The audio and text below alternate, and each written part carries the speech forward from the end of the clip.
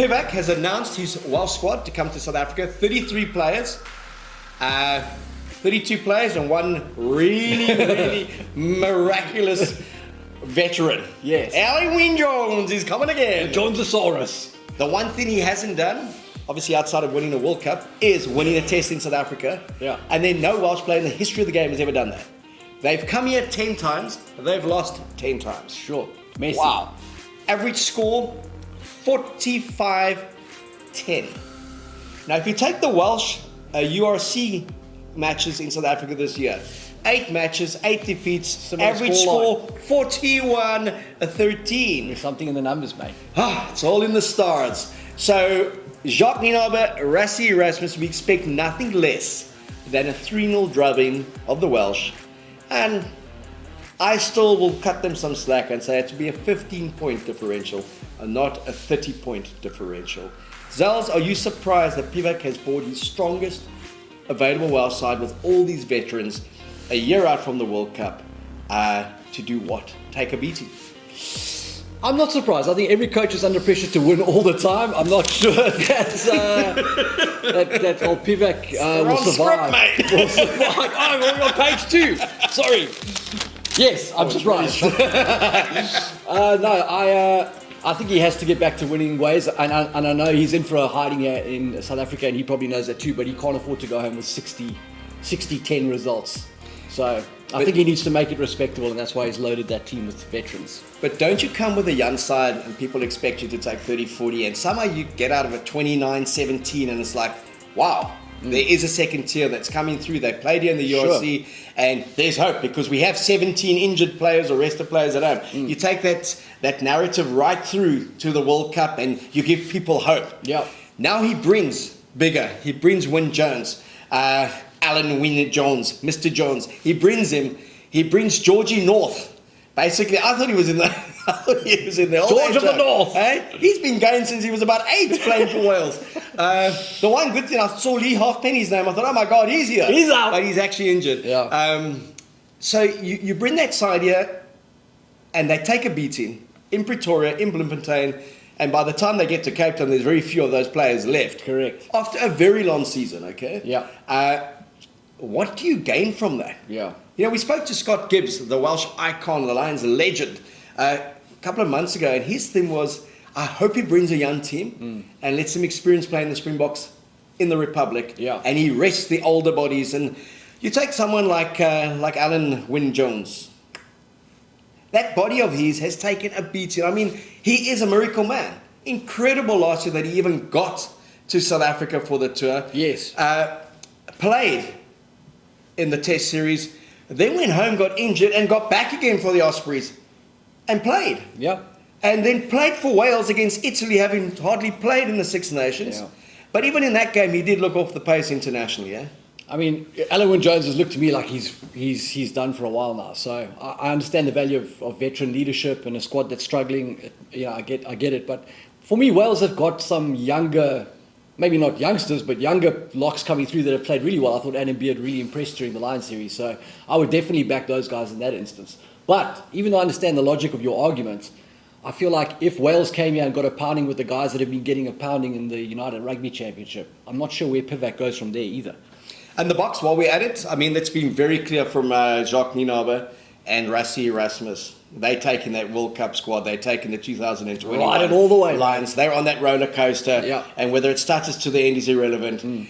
For a young player to get in, you basically, it's harder to get out of that box squad at the moment than it is to get in it. Spot on. And if you think of the alignment camps, you've looked at an Ulrich Loh that got in, and Evan Riss that got in late. I know they are talking about a Jordan Hendricks as a 10 that they rate. Nice. But for the rest, there's no one getting a crack in. So they've decided that 2019 squad, the bulk of it has to ride it through to defend that thing in 2023. Equally, they're not using this to see how youngsters go at home. Spot on. They want to pump Wales and pump them good. Yeah. What do you say of that argument? They've talked about in that third test potentially fielding some of the younger guys. Despite our reservations about riding some of these guys who may be in the twilight of their careers or close to the twilight of their careers, it's difficult to argue that the Boks should make radical changes when they've won a World Cup and then backed it up after 20 months out with beating the Lions. So unless the wheels come off the season, it would be easy in hindsight to say you should have made the changes, but at this point, how would you justify dropping some veterans to play youngsters? Well, to me, it's not even a case of dropping it. It's a case of understanding, Dwayne Vermeulen, if you're fit, you are starting number 8.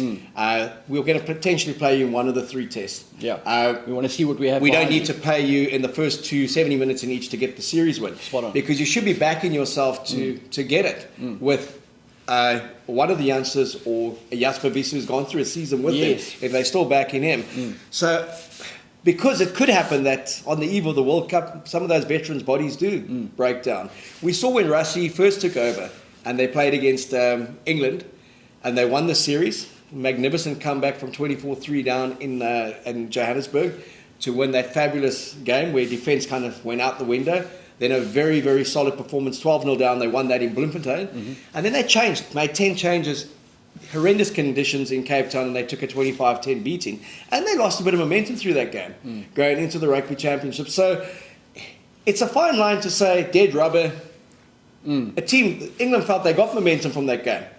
So it could be a case of that's the game where you play one of the youngsters and say, let me see how good he really is. Yes. I think we may see that. I think we may see them play a youngster. But I don't think we're going to see an overhaul team before the 3rd test. So it's going to be very much Wales' potential best against South Africa's potential best in a home series. Hopefully there will be 50% crowds that actually make it to the ground. Even though they've given us the 50% at the moment, it's a struggle to get them there. And that the fervour of a Springbok jersey actually excites and ignites our public. But it is important for the Springboks that they win and they win convincingly. But also that Wales puts up a strong fight because next up is the All Blacks. Yeah, but the All Blacks at home, up north as well. So last year I called the Wallabies wimps and I took an absolute beating and done no favours by our boys who went over there and took a beating. So I'm very guarded about dismissing the Wallabies this year. And I would be absolutely emphatic that they would win if it was being played in Brisbane. But thank God they haven't done that. They've sent us to Adelaide and I think Sydney. So good chance of the Boks actually being successful there. But playing the All Blacks up north makes it's always a tough challenge, but it makes it less of a tougher challenge than they were playing in Cape Town. And heaven forbid at the FNB Stadium or Loftus where we never beat the All Blacks. Correct. But we have to get momentum, but I also think we have to start playing a bit more around our squad depth. And I'm not saying wholesale changes, I'm not saying 12 changes, but introduce 2-3 players and let's start building that squad from a 23 to a 30 by the end of those 3 tests. But it's going to be great to get Test rugby back. Obviously, England are going to be in Australia. Eddie's going back there. He started his tenure there. He'll basically end it there. It sounds like it. He reckons he's going to end it with a 3-0 as he started it. And then a fantastic tour in New Zealand. Ireland going 3 tests against the All Blacks and now 2 midweek tests against the New Zealand Maori. And it would be great if James Lowe actually played one half for the Maoris and he played one half for Ireland because they don't consider the New Zealand Maori to be the second international team. So he could have made those changes. He played, if those who don't know, the wonderful winner for Ireland, the project player. He played for the New Zealand Maori and the Chiefs, and then he went and played for Ireland.